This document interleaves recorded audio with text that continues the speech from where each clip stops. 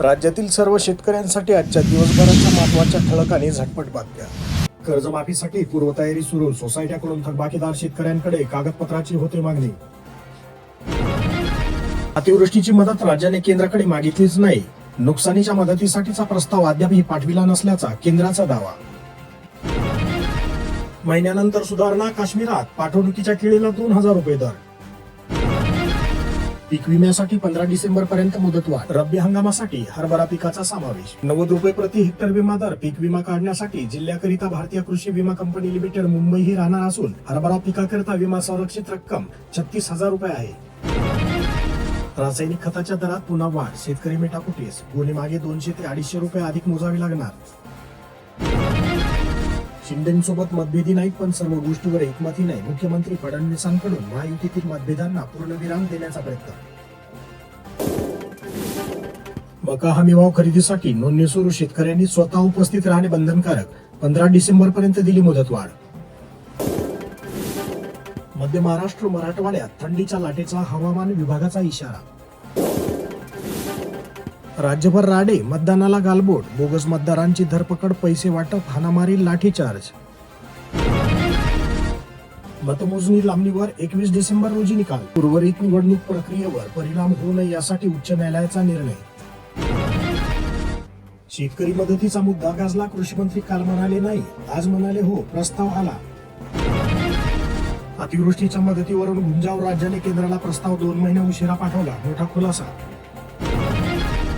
ऊसाचा दर जाहीर. शेतकरी एकजुटीचा विजय.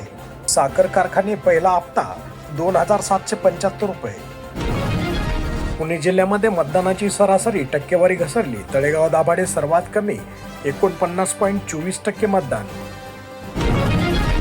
भाडेकराराची नोंदणी न केल्यास आता भाडेकरूसह घरमालकांना होणार दंड. सरकारची घोषणा हवेतच. जिल्ह्यातील लाखो शेतकरी विम्यापासून वंचित. सोयाबीनच्या दरात 200 रुपयाची घसरण. शेतकऱ्यांना दरवाढीची अपेक्षा. सिन्नरला मतदानाचा टक्का घटला. क्रॉस वोटिंग चर्चेने असमंत व्यापला. निकालाचा अंदाज सुरू. ऐतिहासिक लढतीत दावेदारांचे भवितव्य ईव्हीएम मध्ये बंद. खरीप गेल्या तर रब्बीची आशा. शासनाने पिकांना हमीभाव देण्याची शेतकऱ्यांची होती मागणी. कल्पना भागवतकडे केंद्रीय ऊर्जा मंत्रालयातील सचिवाचे बोगस पत्र. कारंजात सीसीआय खरेदी केंद्रावर 639 क्विंटल कापूस खरेदी. युरिया तुटवड्याने शेतकरी हैराण. तातडीने खत पुरवठा करण्याची होते मागणी. मका उत्पादक शेतकऱ्याच्या अडचणी सुटता सुटेना. मका ऑनलाईन खरेदी केंद्राचे वेब ॲप ठप. 2400 रुपयाची मका केवळ 1700 रुपयात खरेदी. शासकीय कापूस खरेदी केंद्रावर शेतकऱ्याची लुबाडणूक. पैसे मोजल्याशिवाय वाहनातून कापूस खाली करत नाहीत. वालूर येथील बँक समोर खातेदारांसाठी या बँकेला कुलूप पाहून खातेदारांनी व्यक्त केला संताप. रद्द झालेल्या सौर कृषी पंपांचा प्रश्न मार्गी. लाभार्थींना रक्कम परत मिळणार. शेतकऱ्यांचे थांबलेले अनुदान मिळण्यास आधार अपडेट करणे अनिवार्य आहे. दोंड पालेभाज्याची आवक स्थिर. केडगावला कांदा आवकेत वाढ. पैठणमध्ये सीसीआयने 18,000 क्विंटल कापसाची केली खरेदी. शेतकऱ्यांनो ई-केवायसी करा. 38 कोटीचे अनुदान मिळवा. पीएम स्वनिधी योजनेअंतर्गत 13,96,00,000चे वाटप. आतापर्यंत जालना शहरातील 11,043 लाभार्थ्यांना कर्जाचे झाले वाटप. 65,000 शेतकऱ्यांची नोंदणी, पण धान खरेदीचा गोंधळ संपेना. पोर्टलची समस्या कायम. शेतकऱ्यांची केंद्रावर पायपीट. आधार व सातबारासाठी स्वीकृती न मिळाल्याने स्लॉट बुकिंग ठप्प. कापूस विकायचा तरी कसा. शेतकरी सीसीआयच्या दारी तरी अडचणी कायम. हजारो हेक्टरवरील तुरीच्या पिकाला फुलगळीचा धोका. विशेष फवारणीची गरज. पीएम किसान सन्मान योजना या फिल्टरमुळे शेतकरी होणार अपात्र. शेतकरी अतिवृष्टी अनुदानापासून वंचित. आश्वासनाची पूर्तता न झाल्याने नाराजी. अखेर ऊस दराची कोंडी फुटली. शेतकऱ्यात समाधान. नुकसानग्रस्त शेतकऱ्यांच्या खात्यात 521 कोटी वर्ग. जिल्ह्यात 63,000 शेतकरी केवायसी विना.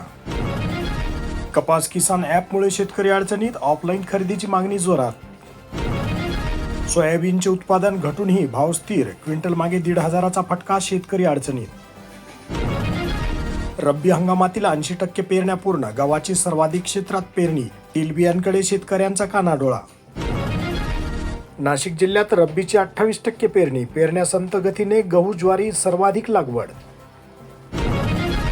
पीक विम्याकडे शेतकऱ्याची पाठ 2627 शेतकऱ्यांनी भरला विमा, मुदत संपली. नायगाव तालुक्यात 5343 घरकुल मंजूर, एकही हप्ता न मिळाल्याने नाराजी. खात्यात पैसे जमा न झाल्यास शिवराज पाटील घोटाळकरांचा आंदोलनाचा इशारा. शेतकऱ्याच्या पिळवणुकीला विराम, आमदार अब्दुल सत्तार. सोयगाव तालुक्यात कंकराळा येथे सीसीआय कापूस खरेदी केंद्र सुरू. बीड जिल्ह्यातील अतिवृष्टीग्रस्त शेतकऱ्यांना अनुदान वाटपाला वेग. उत्पन्न वाढण्याऐवजी उत्पादन खर्च दुप्पट, केंद्र शासनाकडून रासायनिक खतांच्या किमतीमध्ये वाढ. अतिवृष्टीचा 29,000 कोटीचा केंद्राला मदतीचा प्रस्ताव. 7/12 आणि प्रॉपर्टी कार्ड आता होणार एकत्रित पडताळणी. गैरप्रकार रोखण्यासाठी नोंदणी व भूमी अभिलेख विभाग सरसावले. लोकशाहीच्या नावाचं चांगभलं, निवडणुकीत पैशाचा पाऊस. बीड जिल्ह्यातील अतिवृष्टी अनुदानाचे 521 कोटी शेतकऱ्यांच्या बँक खात्यात जमा. अतिवृष्टीग्रस्तांना मदतीचा प्रस्ताव केंद्राकडे आलेलाच नाही, कृषी मंत्री शिवराज सिंग चौहान यांची लोकसभेत माहिती. पीएम किसान योजनेत 18,000 शेतकऱ्याची केवायसीच नाही, कृषी मंत्रालयाने राष्ट्रव्यापी सॅच्युरेशन ड्राईव्ह केला होता सुरू.